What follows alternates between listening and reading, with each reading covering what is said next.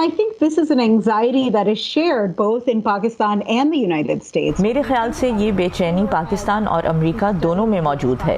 میری رائے میں ہمیں جس چیز سے بچنا چاہیے وہ جنوبی ایشیا کو سرد جنگ کی طرز کے دو بلاکس میں دھکیلنا ہے, ایک امریکہ انڈیا بلاک اور دوسرا چین پاکستان بلاک.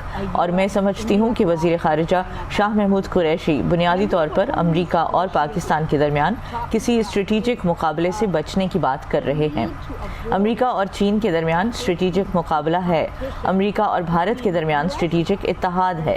یہ حقائق تو ہیں, لیکن اس کا مطلب یہ نہیں ہے کہ ہمیں اس کے لیے ان تعلقات کو قربان کرنے کی ضرورت ہے جو امریکہ اور پاکستان کے درمیان پچھلے کئی سالوں سے رہے ہیں.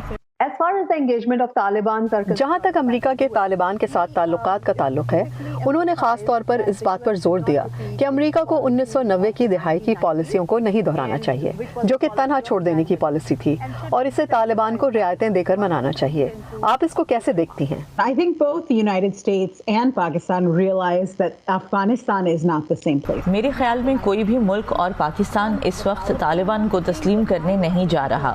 ایک زیادہ حقیقت پسندانہ حکمت عملی, اور وہ جس پر اس وقت بائیڈن انتظامیہ کام کر رہی ہے, اس کا مقصد افغان عوام کو انسانی بحران سے بچانا, طالبان کو ساتھ لے کر چلنا, وسیع البنیاد حکومت, خواتین اور اقلیتوں کے حقوق سے متعلق ان کے رویوں میں تبدیلی کے لیے ان کی حوصلہ افزائی کرنا ہے.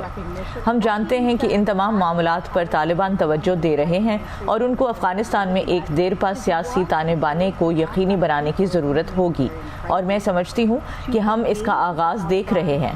آپ افغانستان کے خصوصی نمائندے ٹام ویسٹ کو طالبان کے ساتھ بات چیت میں مصروف دیکھ رہے ہیں, تو مجھے نہیں لگتا کہ آپ امریکہ کو افغانستان کو تنہا چھوڑتے ہوئے دیکھیں گے جس طرح 1990 کی دہائی میں ہوا تھا.